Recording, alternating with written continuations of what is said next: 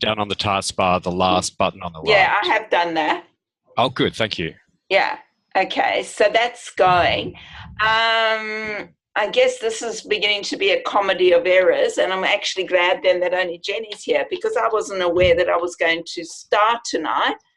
I thought we were going to. Okay, well, I got that in an email from Paul, but I'm happy to keep going with integrative developmental model of supervision. Do you want me to do that? I'd love to, because that's what I thought we were doing.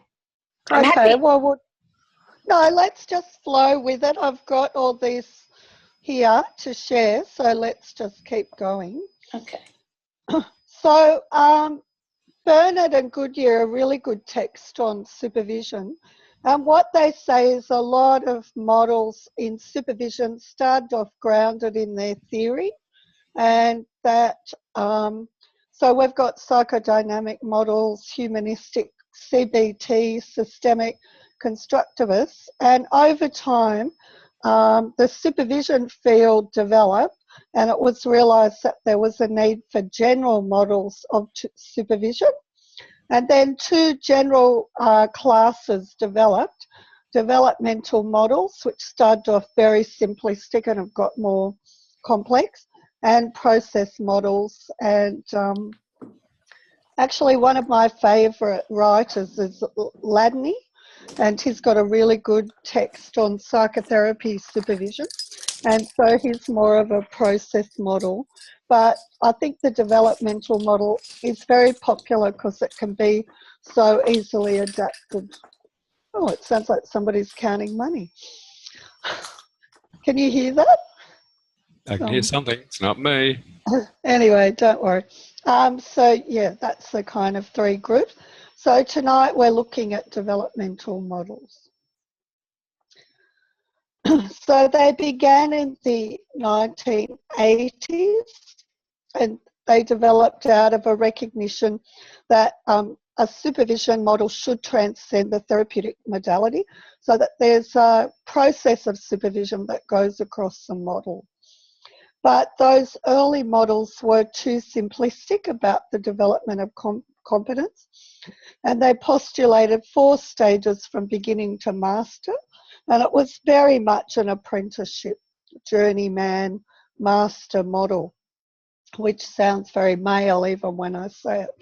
And the integrative model was developed by Stoltenberg, and it's based on psychosocial developmental principles, and really it's got more learning theory embedded in it than the previous model. So this is a photo of Carl Stoltenberg, and when Paul or Kathy circulate the slides, the access here is a reading about IDM. So this is the most popular, widely applied model. It assumes that supervisors mature over time, that they have unique needs and characteristics, and they face unique challenges at each developmental stage. And they pass through a hierarchical sequence in 8 practice domains. And these domains represent qualitative shifts in their competence. The stages may not be linear because across the 8 domains, they may be more expert or less advanced. And new practitioners struggle with professional identity and their feelings of confidence. So at early stages, they need more structure, much like the beginning of a term in class, we give more structure. And supervisors need to tailor their approach and intervention to each supervisee's developmental stage. So within a group, they're pitching things to, at different levels depending on the skill and competence of the supervisee. So it's a very flexible model. So in general, at early developmental levels, supervisees are concrete in their thinking about their practice. They require more structure and they depend on their supervisor for guidance. So in general, supervisors are going to feel more important with supervisees in the early stage and you're more looked up to, but you're working much harder than you are with supervision that's more collegial. So at later developmental levels, supervisees show more complex thinking. They're more tolerant of ambiguity and uncertainty. They function better in complex environments and they're self-directed. So that's why if you're in private practice, generally we like a balance of supervision and therapy, because supervision at later stages is really a delight. You've got peers. It's like working more with a peer. So another thing about the early developmental level is that counselling skills develop fairly quickly. So by the end of our first skills unit, our students are saying their life is changing, their relationships are changing, which I feel very jealous about. It's hard for me to get a big change in my life out of one term of study, but that's what's going on for our early supervisors, our early trainees. But matching counselling skills to client needs, that's much more complex and related to counsellors' psychological development, which happens as they gain experience. So supervision ethically needs to monitor counselling practice and professional development and be consistent and structured. So any questions about that before I go on?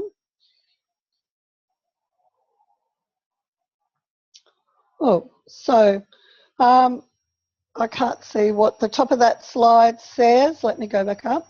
But, oh yeah, the benefits of supervision for trainees, the developmental supervision, is that their accountability is increased, their effectiveness is enhanced, they develop skills, they get support at the right level, they grow in confidence and their professional identity develops. So these are the 8 practice domains, and when you think about these, you can see why students will have skills at different levels across these domains. So assessment techniques, assessing the client, then interpersonal assessment, how they assess the systemic relational domain of clients' worlds, which Kathy was advocating for this morning in our training. Case conceptualisation, which we looked at last time. Treatment plans and goals, intervention skills, responding to individual differences, like personality, their theoretical orientation and professional ethics. I think that's a really nice way. I actually think we should build that into assessment of our supervisees, all those different domains, because they're going to be at different levels in those domains. And skills, oh, sorry, did somebody want to say something? Yeah, I was going to ask how much do each of these domains play out across the different degrees? An undergrad is obviously going to struggle not too much with something like assessment techniques, but individual differences that might be conceptually a bit harder for them than a postgrad. So to what extent is this model flexible for first training through to experienced counsellors? Well, I guess what you'd have to be saying is at a beginning level, what would we expect to see? And maybe the placement and supervision working party could do that.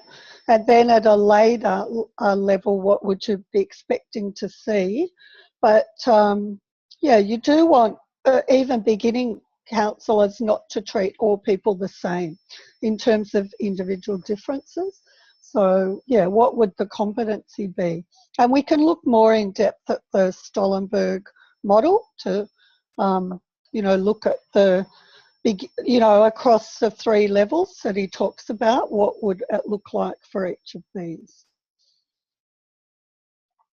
Any other comments on that? So we're going to look at the 3 models and kind of the strengths and challenges of each level.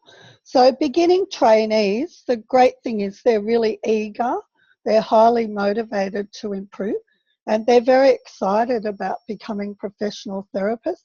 hopeful that they can develop quickly, but underlying that is a lot of anxiety about their competence. And because they're anxious, they're quite self-focused. What am I doing in the session, not how is the client responding to me? Which is why in their early assessments with the practice sessions, they can't really look at themselves very well. They become dependent on their supervisor, particularly if there's a good relationship, and they're looking at how they implement skills. So they can be very hesitant in sessions as they think about what to do next. And I remember this training as a psychotherapist where I was not allowed to use I, you. We were taking pronouns out of it. And I'd have to spend time translating my empathic comment into self-psychology and taking out the pronouns. So it took me a lot of time to say something. So that's very, very early stage. Trying to understand the client and their own emotional responses. And they usually can't assess their competence well. They either think they're better than they are or they think they're worse than they are. You know, you often see students looking at their transcript going, oh my goodness, I said which is pretty normal in verbal talk, but they expect this highly polished output as though they're a television interviewer. So they can't actually accurately assess where they're at. You know, which says a lot about how we use videos and practice sessions and evaluations, given that we know this. So supervisees' experience is they rely on their own internal critic to evaluate their performance. So supervisors can ask questions like, what do you tell yourself about your development as a therapist? And then you get that sense of whether they're you know, beating themselves up or being overly uncritical, really, about their performance. They also tend to make global evaluations, like I never get anything right, so they plunge into despair. And if there's a critical incident in a counselling session, like somebody feeling suicidal or storming out, they feel de-skilled as therapists. And they also may not disclose their gaps in supervision so they don't get shamed. And if supervisors can open up a safe space by being supportive and accepting, then obviously these supervisees will do better. So any comments about that first level? Like the beginning of counselling practice and supervision is where you'd see that kind of reaction a lot. Okay, I'll go on. So level 2 is more... Sorry, Ione, I tried to send a chat, but I couldn't. I'm going to have to go now. So I wish I could stay, but I've got BBC. So okay. Thank you. I'm just going to come in and adjust your computer, Kathy, because I want to make sure you don't end up getting the audio of this on top of BBC. I'll be in now. Thanks, Paul. Bye, everyone. Okay. Bye. Good luck with your BBC. Okay, so it's Jenny, I'll keep going. So at this level, practitioners are more comfortable with the process and they're becoming more focused on clients and themselves, and they're more curious about their clients' ways of being. So their attention is outward now, and they've got a better cognitive and emotional understanding of clients and the world. They tolerate making mistakes and uncertainty, but they're still moving between autonomy and competence on one hand and confusion and ineffectiveness on the other. So they can still fail to understand their clients, fail to respond, but, you know, not give the client a sense that they get them. That can still be happening. And the supervised experience is that they idealise their supervisors and internalise their wisdom. So they're going to be saying to themselves, oh, what would Jenny say to me in this situation? And they draw on that, which is good that they can do that. And the other thing they do is follow what supervisors have told them very literally. So you've heard where a client is up to, given an intervention, and then the supervisee goes away and does that without tailoring it to the client in the moment. And then they often come back and say, well, that didn't work. You know, and you've really got to unpack that. And the unrealistic expectation that supervision is only responding to one moment in time. And supervisors need to acknowledge the experience of supervisees and tolerate styles or models different to their own. We talked about this morning in our second session of the first PD, and there was kind of a feeling of how can you supervise somebody in a different model to your own. But if you can't do that, supervisees, you know, aren't going to feel very comfortable. There is going to be a diversity, even within a model, there's so much diversity. At this level, the need to structure supervision is reduced, and supervisors can be more facilitative and process-oriented. So your supervisees know, you know, their role, they know how to present, and so supervision is more flowing. It's got more flow. So level 3 is the experienced therapists, which are a delight usually to supervise. They're focusing on clients and they're self-aware about their own thoughts, emotions, behaviour at the same time. So their experience and the client's experience can coexist and they can see the interplay. They're more reflective, they've got increased cognitive complexity, and they can draw on their prior experience to be skillful with new client presentations, so they're generalising their learning. They're more confident and autonomous, and they've got positive motivation to grow and develop. Supervisors with these group are more collegial, and there's more mutuality in the relationship, so you might be able to disclose more about the challenges in your practice. And supervisors focus more on the therapeutic relationship and often on counter-transference than the supervisee's skills, because the skills are okay. As we said, they tend to develop quickly.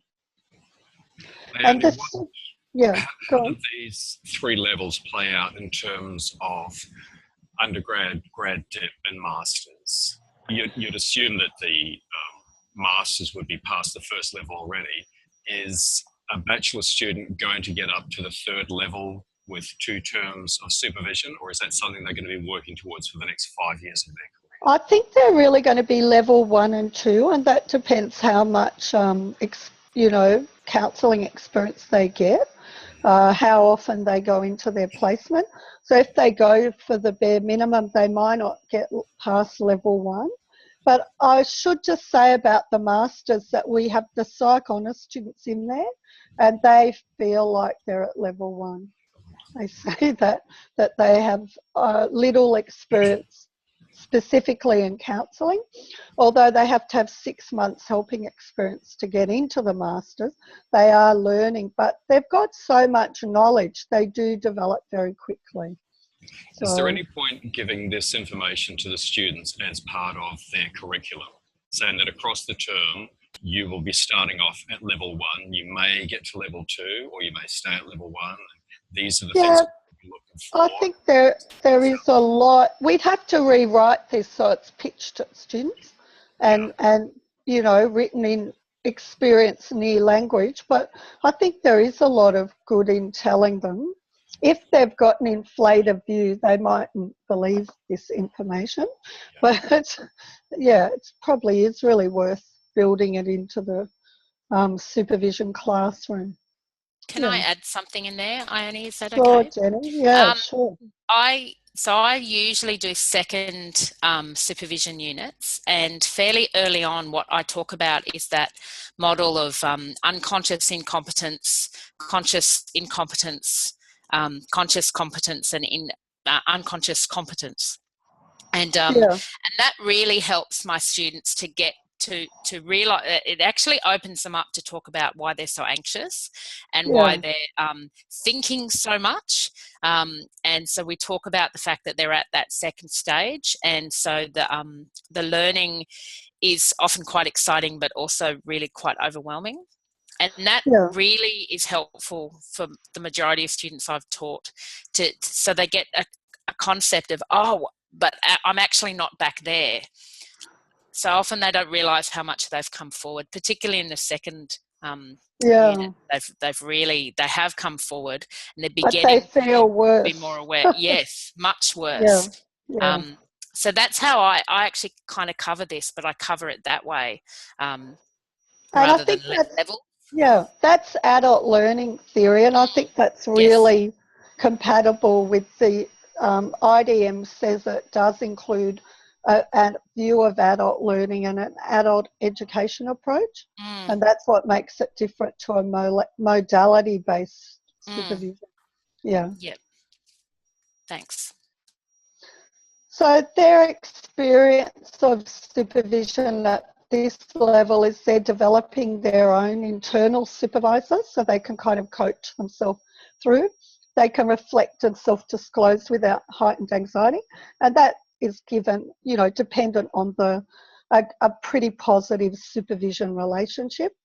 They're able to identify when they're being effective or ineffective. So what we expect of them in their evaluation of practice sessions, they're now able to do. They couldn't really do it effectively earlier. And they can draw on internal and external standards like ethical codes, perhaps, to evaluate their competence. And they're integrating all their knowledge from training, reading, practice, the placement, professional development into a cohesive therapist self.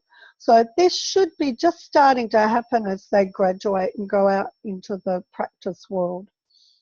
So supervision interventions are tailored to their practice context, their client needs and preferred ways of working rather than their way of being. So they're not just coming out of who they are as a person, they've got a wider repertoire. And as they stay at this level, they need to be encouraged to grow and extend themselves to avoid stagnation. So things I do is encourage people to train as supervisors, 5 years out, or start to think about teaching or start to think about the next course they might like to do. So, they need to develop a new set of skills or perhaps learn a new modality. So this is the comparison across the three stages, level 1, level 2, level 3. So the strength of level 1 is problem solving, that they've got information and they've got skills, but a limitation is nothing changes in their practice, it's head knowledge, and there's an incongruence between their personal and professional self. So they've got to struggle not to apply their values to their clients. So they're learning from lectures, reading, theories, frameworks, skills training, and that results in knowledge and skills. So yeah, it's really pretty basic at this stage. Level 2, the strength is developing their own style, taking responsibility for their learning, and they're innovating and varying their approach depending on their client's need. But the limitation is they're individualistic. They kind of reject knowledge that's externally. They think they're developing it. And they're often a bit egotistical about being a counsellor because they know how far they've come. So their learning methods are experiential, learning from practice, learning from critical incidents, lifelong learning. So they're reading and going to professional development. They get feedback and they reflect. So they're developing themselves, they have insight, they're aware of responses and they're meeting client needs. So they're pretty competent at this stage, really. Level 3, their strength is they're changing in an ongoing way and they're process oriented. They no longer need a structure for a session. They're able to flow with the client. Again, they're individualistic and they're subjective, and there's no sense of a real world, which is why people often dismiss diagnostic frameworks at this level. They learn by dialogue, so maybe talking with colleagues, critical incidents, questioning and ethical dilemmas. And so the result is they're transforming, they're questioning their knowledge, perhaps questioning their profession as well, and the limitations of models become apparent. So, yeah, I like that kind of comparison of where they're at. So I think many of our students, Paul, would never be at level 3. There might be some, like we have some of our own teaching staff doing our masters, so obviously they're at a high level, but in general, I think they'd be level 1 and 2. What do you think, Jenny? Yeah. Yep, I'd absolutely agree. And I think a lot of them are still level 1 when they come into the second unit, and some of them don't get past that. They only just kind of break through, and then there are some others who are really quite well developed. Anecdotally, what I would probably say is the people who've had a lot of their own therapy, they're usually more level 2 earlier on. Yeah, because they've got an experience of how to do it, don't they? It's hard to beat that. Yeah. Yes. And they're more reflective anyway, I think. Yeah, that's true. Yeah. Okay, that's good to know. Paul, did you want to say something? I was going to say, was it even the master's students are not really getting to level 3? Well, definitely the psych honours students, because they get 50% credit, and they sort of have to go straight into practice in their first year. Okay. I've also just noticed Deb Sterrett has arrived. She's been here for a little while, but her icon didn't show up on the screen. Hi, Deb. Hi there. Sorry, yeah, I have arrived. I've been listening, but I haven't got my camera on because I'm like a naughty student today. I got delayed at work, so I'm actually listening and driving at the same time. Okay, as long as you're not texting. We had technical issues getting in the first place, so we were 10 minutes late starting anyway. Oh, okay. You know, I've actually been here for quite a while, and I'm getting everything, but I admit, like, I'm the naughty student today. We are recording it as well, Deb, so you'll be able to see the slides. Oh, great. Okay, that's fantastic. Yeah, the intro as well, Yeah, no, I'm here. And yeah, just agreeing with you around the 2, I doubt they would be in stage 3, and it makes sense what Jenny said, that if they've done a lot of therapy, then they could move into stage 2 much more quickly. Yeah. Well, that's something we should tell them as well.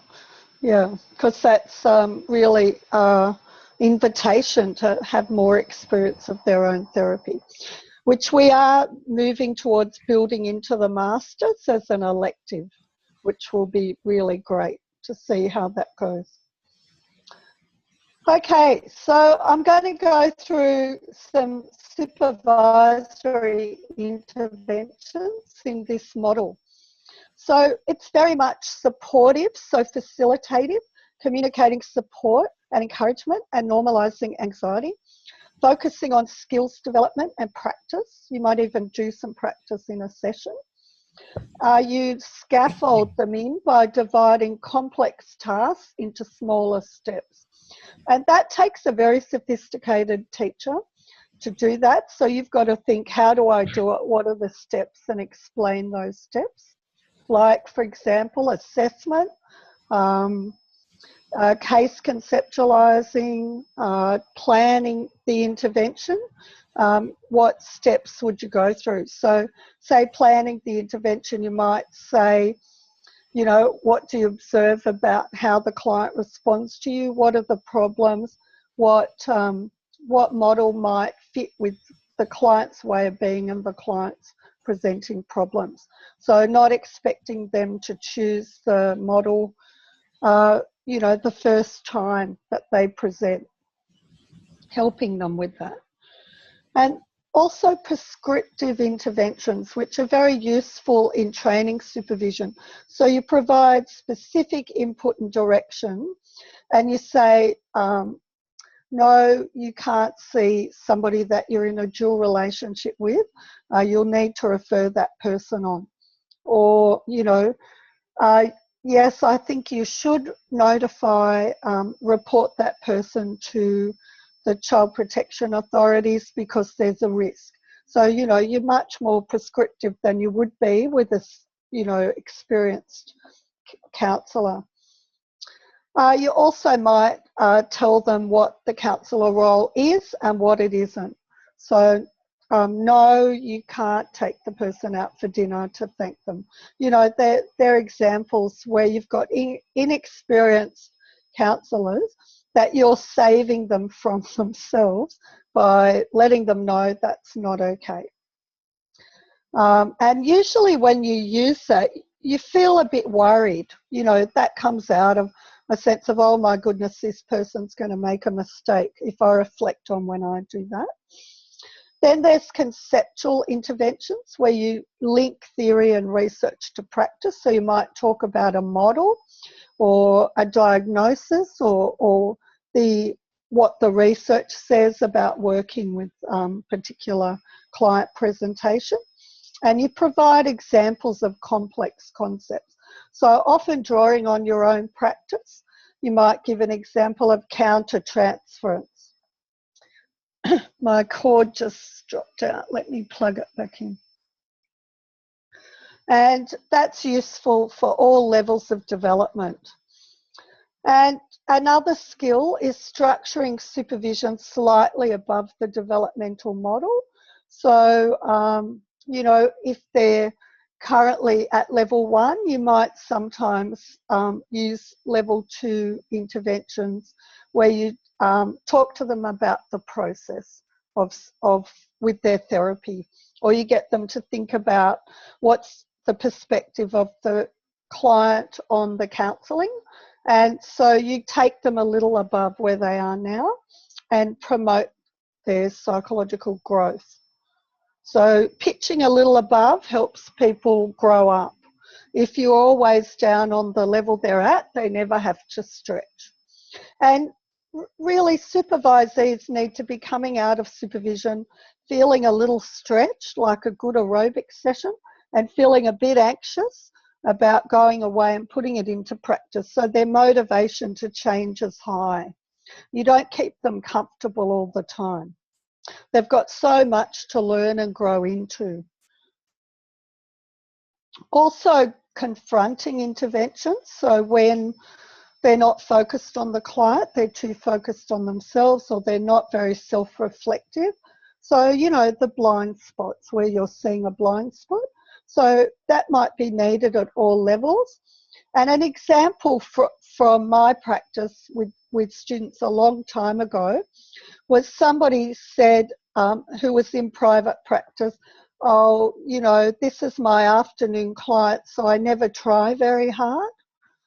And I found that just something, that needed to be challenged. So sort of somebody accepting bad practice. And I really said, look, you need to try your best with every single client, wherever they are in your day.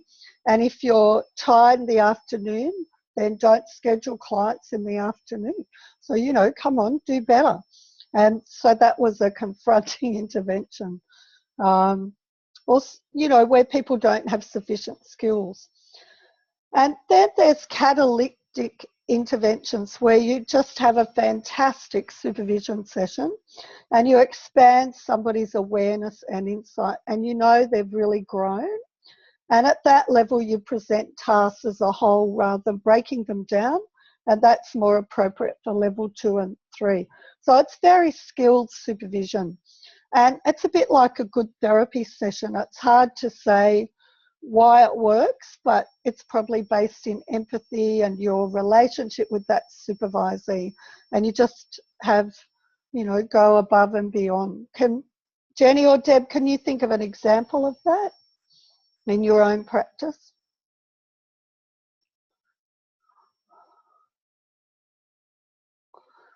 Jenny needs to take the mic off. I'm thinking, so what are you wanting an example of? Sorry. Where you've had a supervision session that really went beyond normal supervision, there was a real growth of understanding or insight? And so are you asking what did I do to create that? Yeah. Can you think of a time? It's usually when I've been a bit more confronting in Okay. a gentle way, but have flagged something.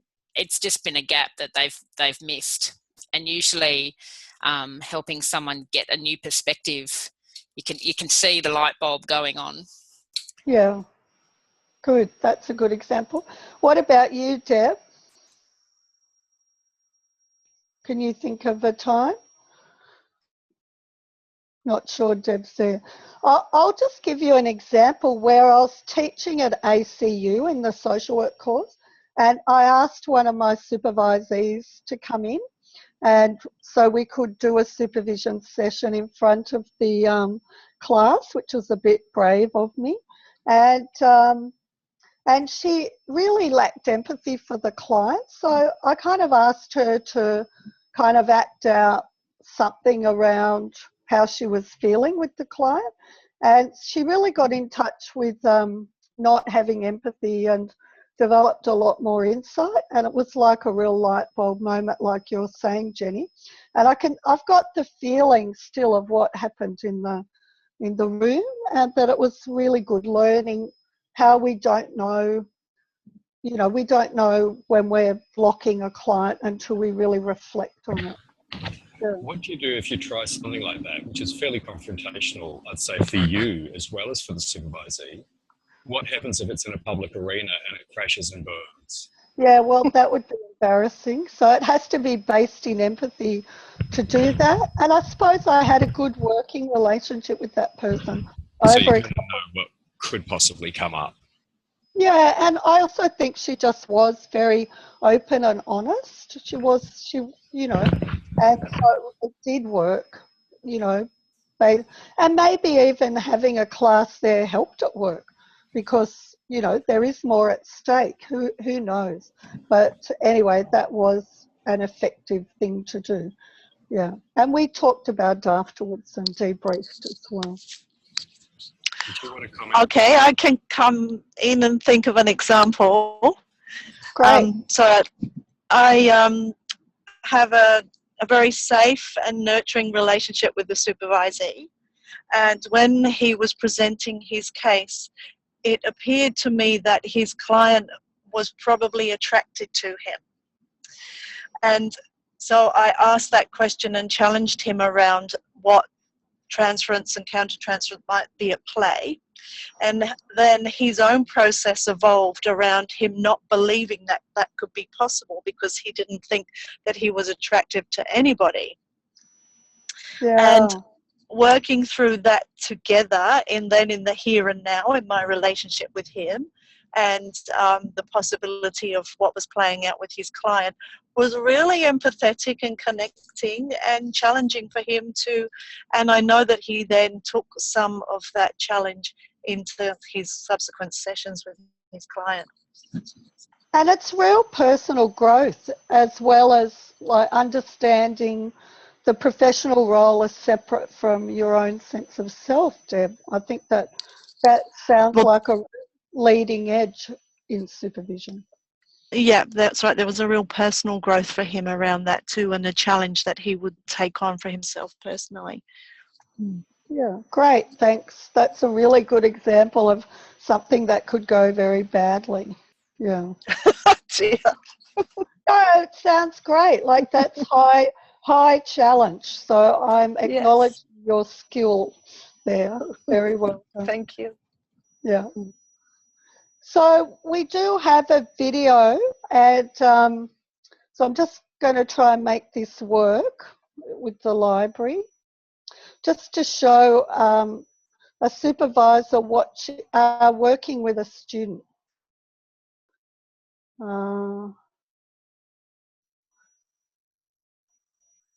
Can you see me logging in or not?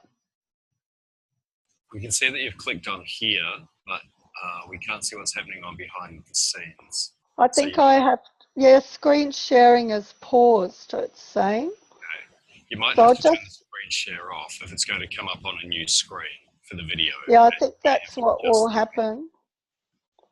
So I'm going to put new share and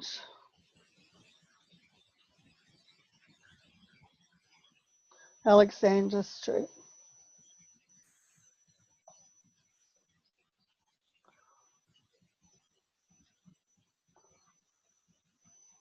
So it's loading. Can you see a page that's loading? Yep. Great. Okay. You may just have to go up the top, Ione. There may be a pull-down selection for use computer audio. Oh, okay. In the share screen function. Audio options. Oh, no, that's not it. It's also taking a long time to log in. Yeah. Yeah. Are you on Wi-Fi at home or on a cable? Yes, I'm on Wi-Fi. Okay. Oh, here it is. Yeah.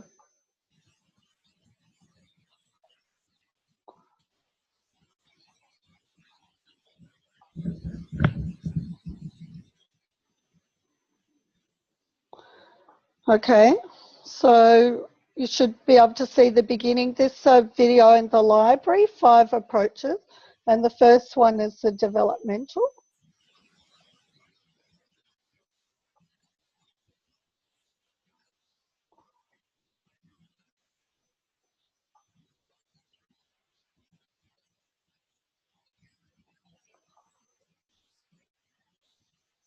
So do you have sound for that? Not yet. Yeah, well, the sound has started. Okay. There will be a button either in the top center of the screen or maybe down in the lower left. Try the pull-up menu beside the mute button and just see if there's an option in there for use computer sound or share audio or something like that. I can see mute, participants, annotate, remote control. No, more. Unfortunately, you can't give me control of your computer because Kathy is the host and I can't get it while she's teaching. Okay, well, I think we'll just let you watch that link then in your own time. So let me go back to the PowerPoint.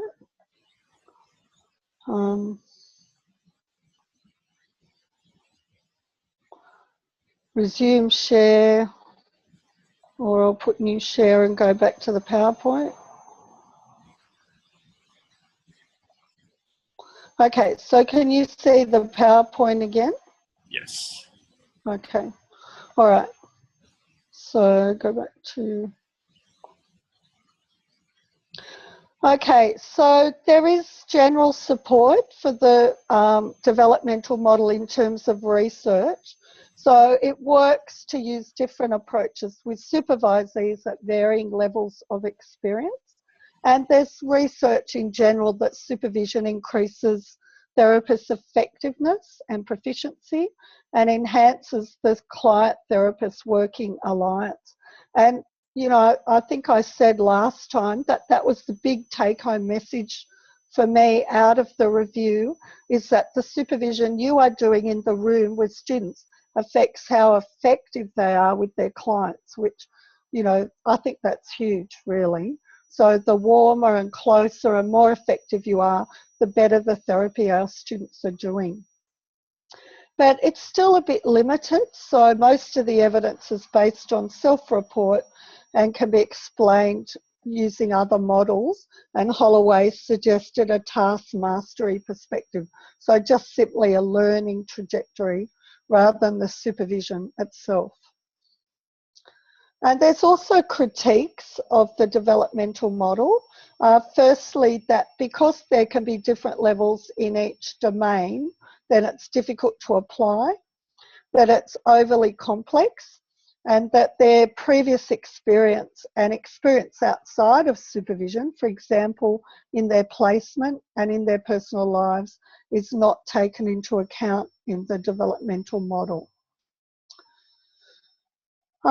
The other thing is that the largest difference in competence and skill development is between levels 1 and 2, and so we may not need level 3 at all, and that the philosophy or model of training and supervisor characteristics have a big impact, not just the supervision model, and also the influence of the supervisory relationship in creating dependence, and whether that's a good thing or not is worthy of further research. So they're the main critiques of it.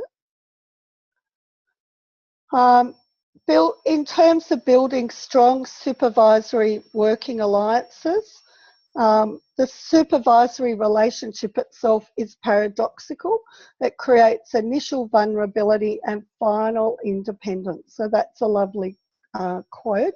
And the 3 dimensions, which we talked about last time from Borden, are agreement on goals, so how well you contract, assignment of tasks like case presentations, and development of the bond. So they're the 3 most important things. So the contracting is really important, the structure and the warmth in the session.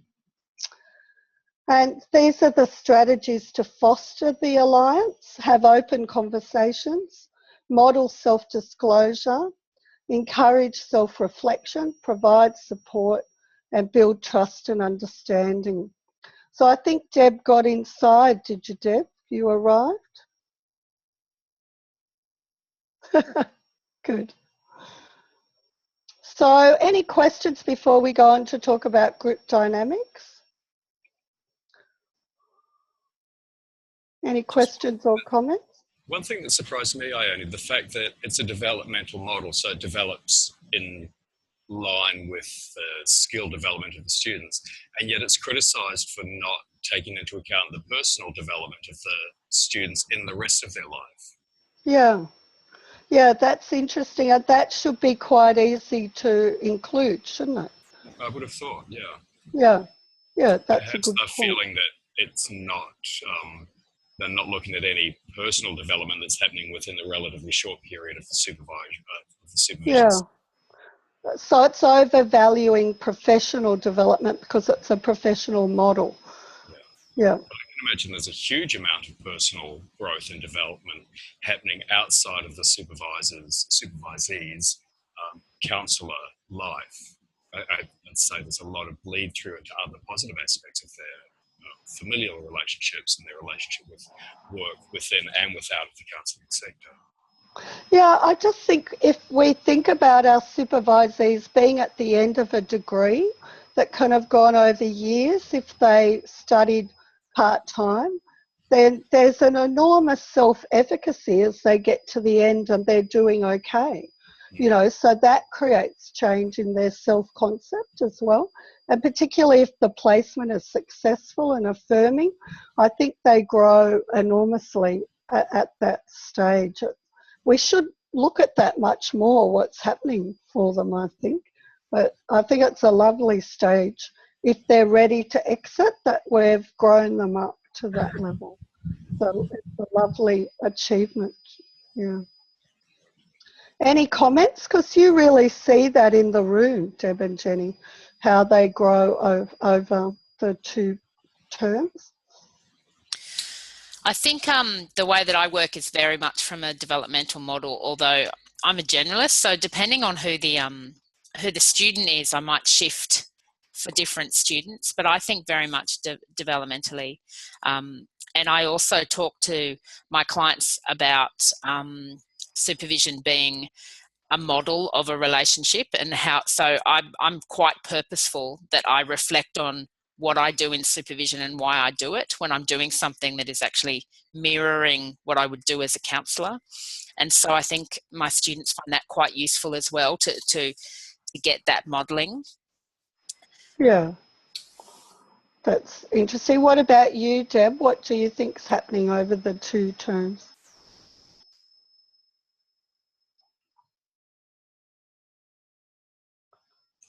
That was a bit slow getting that mute off, sorry. That's all right. What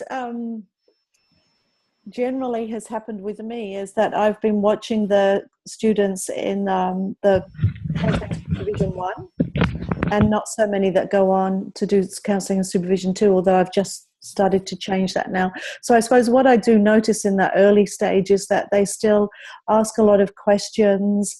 They present cases with wanting me to give them some suggestions, advice, strategies to take into their workplace, and they kind of still look to me as the expert and pick up those suggestions and go and try them out, and then I ask them to come back and sort of share with us how things have gone. So I haven't seen, because and also I'm fairly new into this supervision with ACAP. However, if I reflect on my practice outside of ACAP, absolutely that I can see that the supervision and the way that they change, and that the relationship building is probably the most important thing between me as supervisor and them as supervisee, to trust that they will challenge themselves to take some more risky interventions.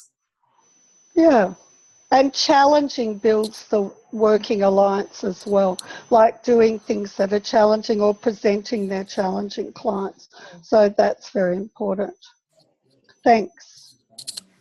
So I'm just going to talk about group dynamics in supervision, because I think it is challenging that we're working with inexperienced supervisees and they're in a group, and that's, you know, got positive aspects and challenges. So it is widely used in counselling training because it's very resource intensive to offer supervision.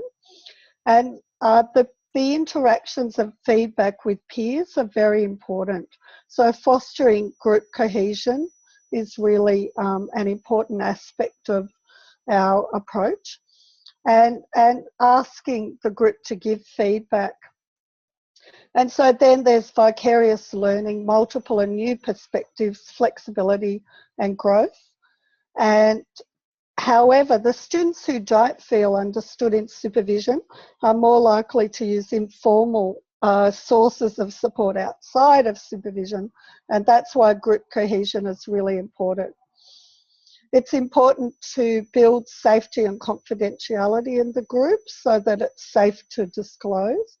And an interesting thing is that students actually identify more problematic students in their training program than academics. So maybe because they have all those informal dynamics outside of the classroom that they pick up. We've often had our students send us other students' Facebook messages to demonstrate, you know, how unbounded they are, but it's a kind of boundary breach. But, you know, they do pick it up and try and get help with it. And so in a way, the feedback from student peers needs to be integrated into the assessment of how ready they are to practice, because the other students pick up a lot as well as the supervisor. So, yeah. I'll stop the share of the screen now so we can have more discussion. Yeah, there's time for some discussion around your own practice or any questions that you've got. I'm glad that you just gave that feedback around using the peers in the group as well as the supervisor, because that is what I've been doing. And I often sort of set up the group and I create safety in this way around by saying I don't want to be the expert, and that there's a lot of life experience in this group, and that life experience is just as valid as what my years of experience are, to encourage them to share more. And generally that goes really well, and then they like to have the flow of peer support and peer discussion. However, when it's this online environment, when there's been a couple of tricky dynamics between students, and I have found that a little bit harder to manage in this environment as opposed to a face-to-face group environment. So do you want to talk a bit about the tricky dynamic, like what made it more difficult online? I think that that's very interesting in terms of our practice of using Zoom. Okay. So what the first one would have been around, the class probably had about 5 participants, and one of the students was a little bit sort of flighty and really new, and the way that she presented around the clients that she was working with, which was in a very casual drop-in environment, and I can't remember, she just used a way of referring to them which was just really general and maybe a little bit flippant. So we worked with that, but then what happens is after the session, I get an email from a student saying, oh, I was really triggered by that person saying that about disabled people. I think she just said, like, they're really lovely. She said something like, they're really just lovely and quaint to work with. I'm really triggered about that. My brother is disabled and struggles with schizophrenia, and, you know, I don't feel safe in the group now. So that's not even in a group environment thing. So there was I suggested that I could support her and that she could bring something like that to group. And then when the same student, they obviously were triggering each, well, one was being triggered. When the student again presented maybe 3 or 4 weeks later, she was just said something around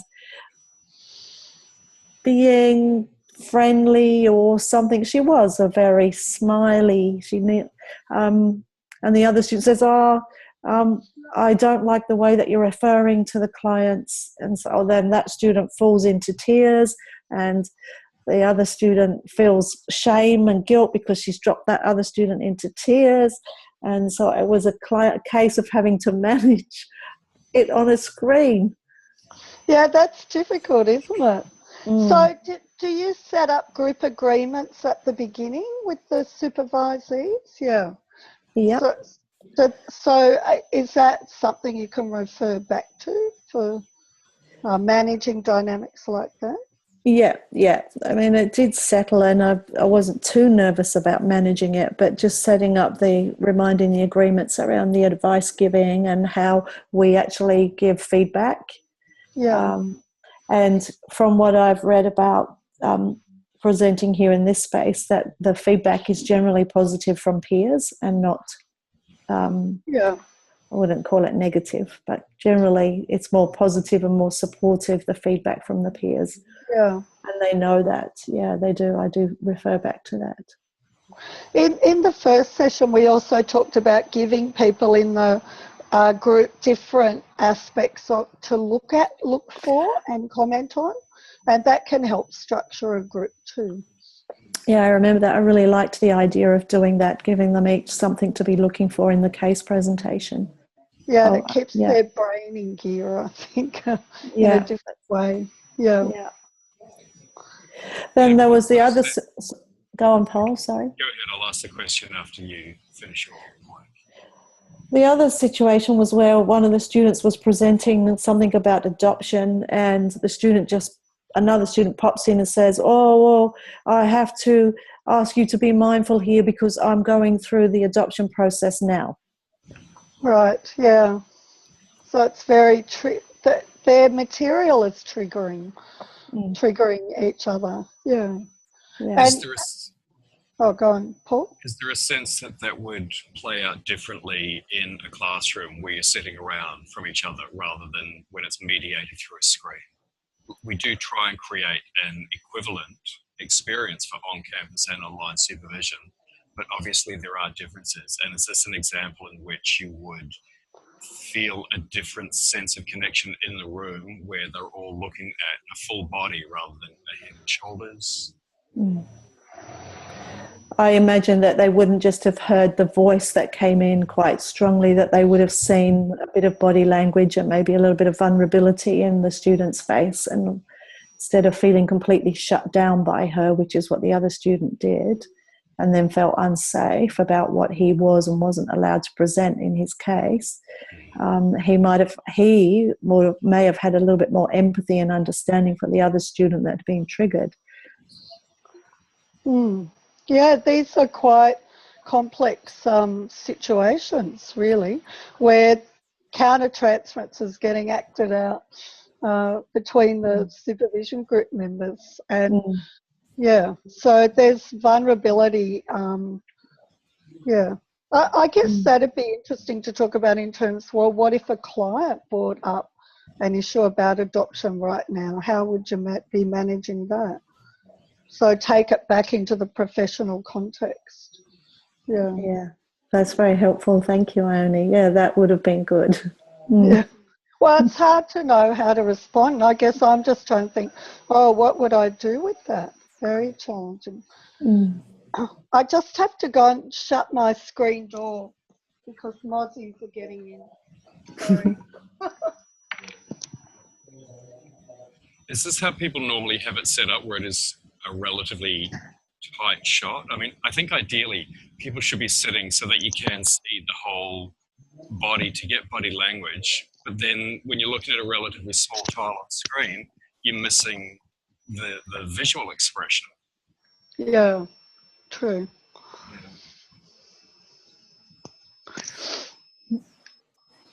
Yeah, that's true.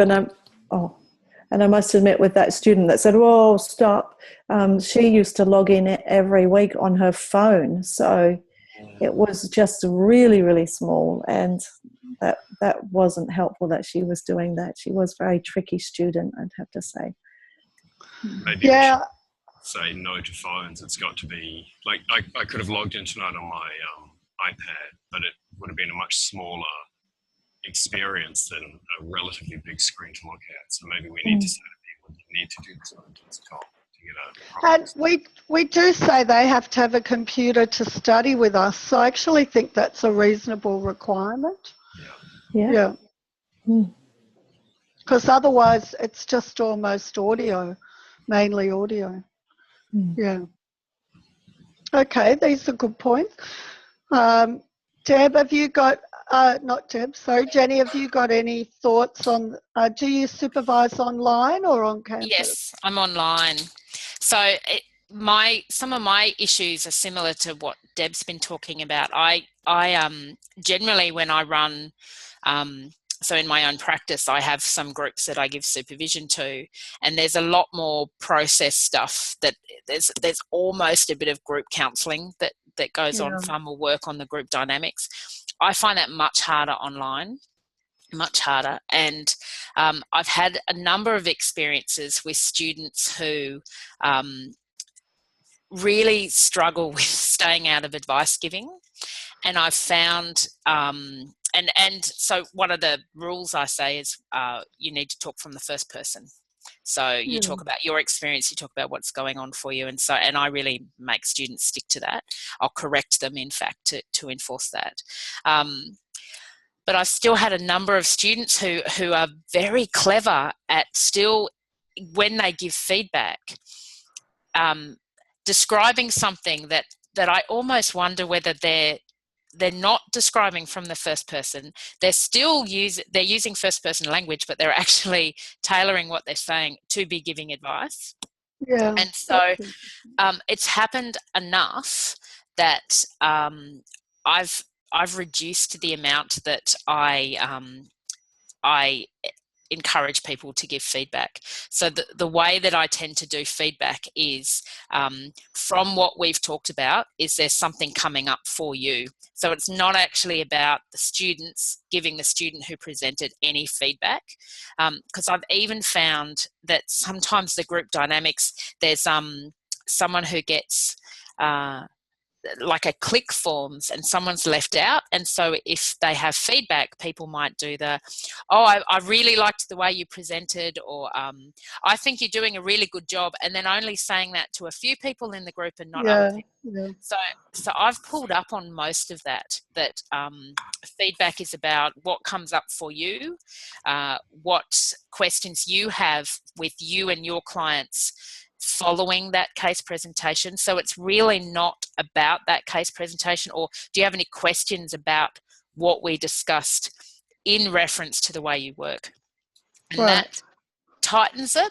But then I mean, I have to admit, I feel a bit of sadness about the loss of being able to do a bit more process work. But I've had enough bad instances with students that this seems to work better. Are you working mainly with undergraduate students? Yes, or? I'm with Yeah, undergraduates. yeah. I have found it different when I did FPS too, Yeah. but then that's only a 2-hour session still, sometimes with 5 students. So I find that difficult to do the work stuff, the academic stuff, and to be checking out that their case conceptualization is good, and to be able to ask enough in-depth questions.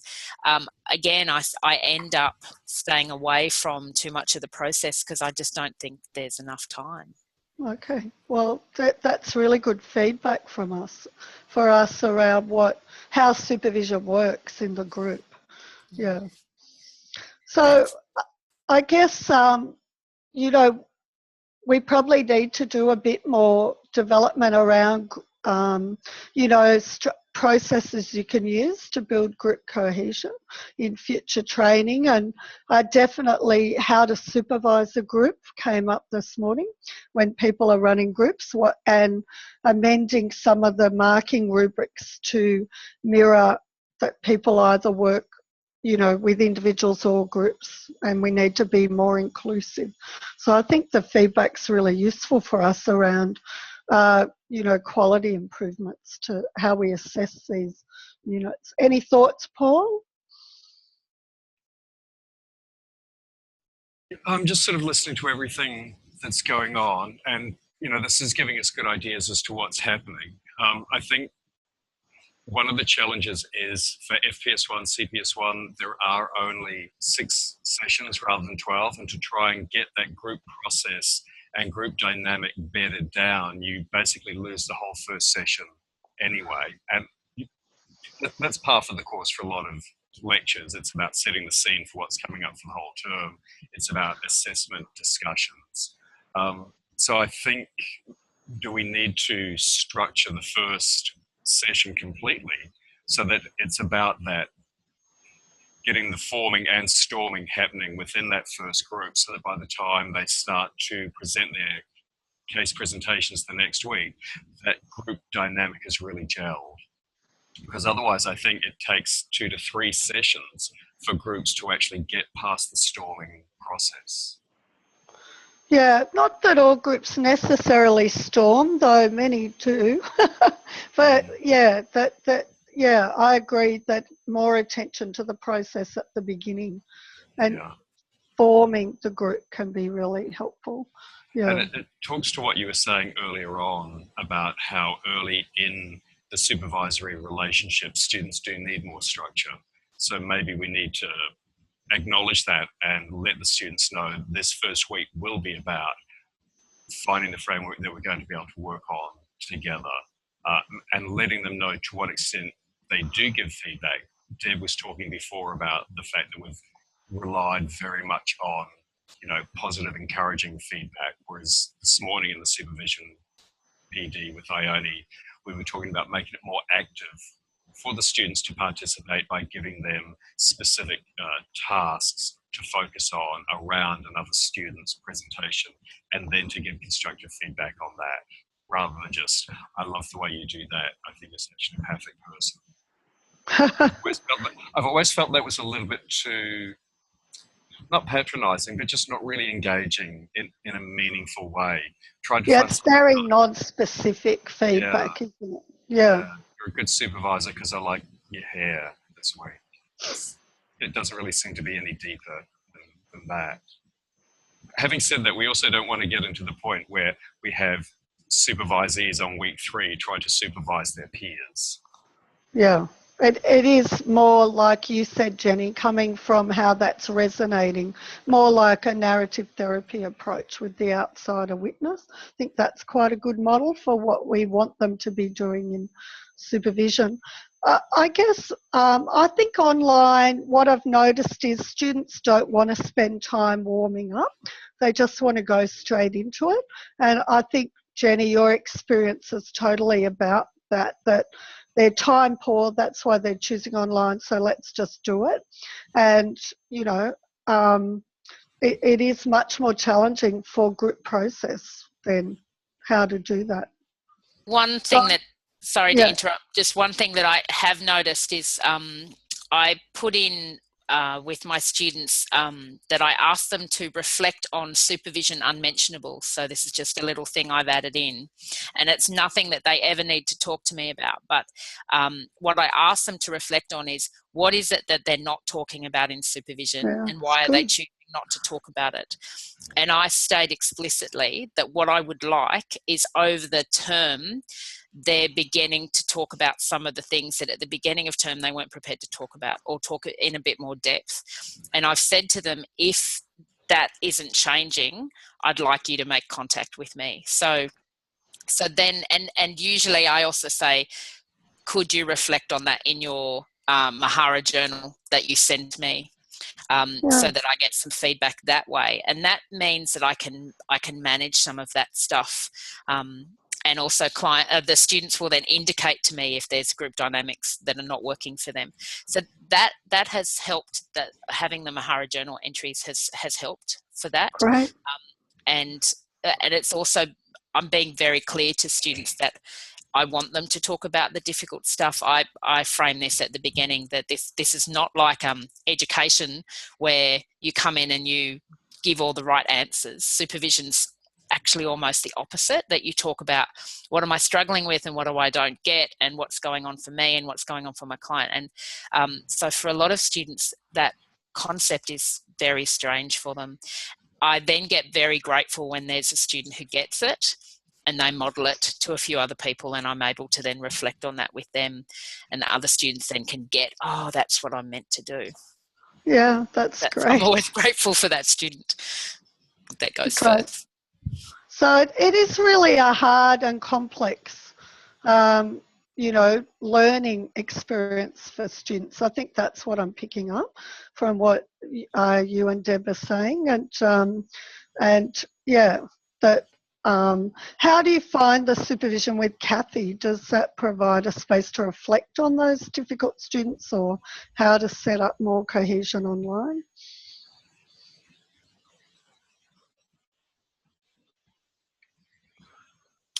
Yep, I find that does provide a space for that, but the time is just not long enough in the supervision with Kathy.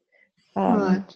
But otherwise, it absolutely is a space that I would bring that sort of stuff that I talked about here, and have been really supported around maybe how to work differently with it next time. Do you think it would help if we limited the number of participants for that, Deb? Five supervisors in supervision with Kathy. There's really only the chance for a couple of them to get an in-depth conversation, and the rest are learning by observation. I'm sorry, Ione, it's going to blow our budget out a bit if we suddenly have 3 as a maximum rather than 5. But would we get a better result for supervisors? Because I have heard this from supervisors before. I had stuff I'd love to have talked about, but 3 people presented and then we were out of time. Or make it more frequent, have the 5 is a good size, but have it more frequent. Okay, so more than 3 sessions a term. I mean, I would love it if the supervisors want to turn up and we can get those hours allocated in Kathy's already very busy workload. Yeah, could it be Kathy? We'd have to look at somebody else, I think, but it's true, we've got a lot of supervisors now, so we need to resource it. Yeah. And I think if we want to keep them and to make sure that we do keep this cohesive bond between them, I think the more interaction between supervisors across the term, whether it's in PD or team meetings at the end of term or supervision with whoever provides the supervision, I think that just helps to hold us as a team and make sure that everyone feels that the work they're doing is valid and that it's working in the best possible way. Look, I think that's a really good idea and something we should talk about next week in the Placement Supervision Working Party. Sure. Yeah. Can I add my 2 cents worth? I think when I think about the options, so more supervision for an hour with 5 people, or the same amount of supervision for longer, I think there's pros and cons for both. I agree with Deb that one of the things, I think longer would be better for me personally, because one of the things that I what I want in supervision is to be able to talk about what I'm doing in a bit more detail, and then I want to hear from other supervisors about how do they deal with that. And I want to hear from several people, so that takes up quite a chunk of time for me to be able to give enough information and then hear from enough people. And it's because we're not particularly prescribed about how we should be working. And so for me, my learning, I think, presumably we're all level 3 counsellors. So I need the more in-depth conversations, and the hour for me seems to not cover that enough. And I suppose also sometimes that when I choose what supervision sessions I want, but then when I have an issue, it may be another few weeks until I get to have supervision. So there's the flexibility of the time as well. So I know I've just blown that completely out. No, I know that's not possible, but I do think for me that a longer session would be more useful than more frequent.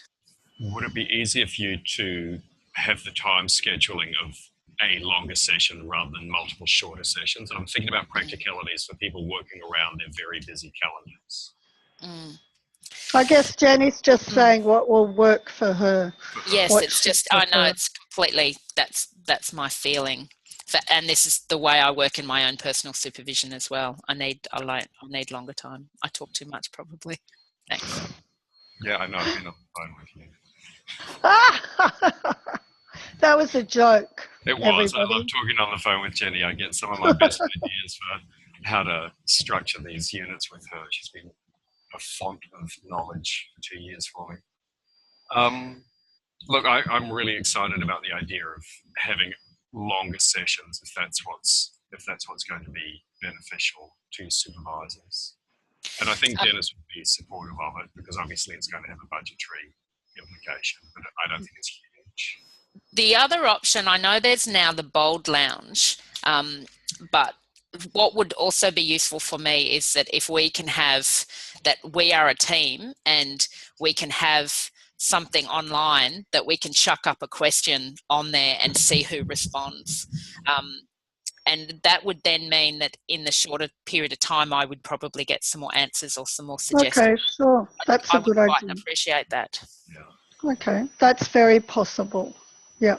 There's always the possibility of calling or emailing Kathy if something in specific comes up that you want to debrief on. But yeah, the idea of using the lounge, which would be closed to anyone who's not a supervisor, would be, we spoke this morning about email supervision, Ione.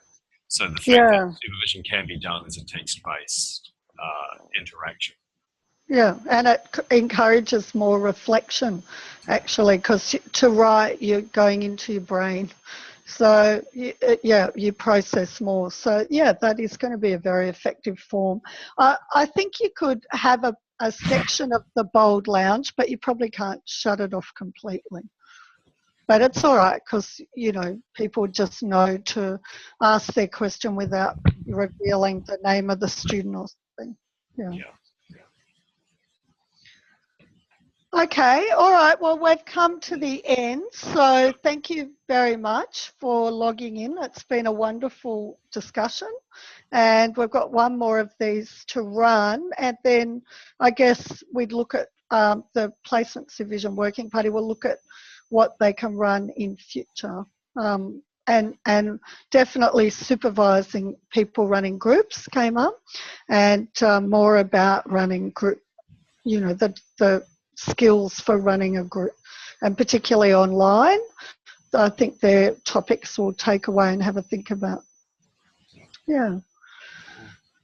Okay, so any comments to close up? What's your take-home message?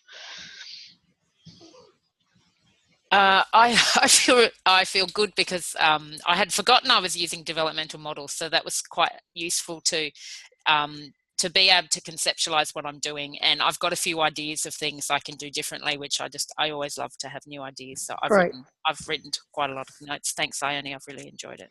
That's great. And Paul will circulate the PowerPoints as well. Yeah. So Deb, any take-home message? Like Jenny, I've got a few ideas of different ways of doing things. I take home that what I have been doing is okay, and that it's actually working quite well within the boundaries that are set out here as well. So I feel great. good about that.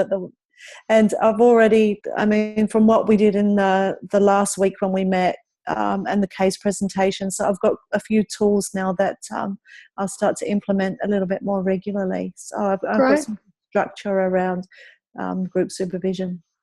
Wonderful. That's great. Okay. All right. Well, it's been lovely meeting with you. And Paul, I'll see you tomorrow and we'll have more of a talk around the next steps. Yeah. So go well with your supervision, everybody. Thank you. It has been really helpful. Thank you, Ione. Great.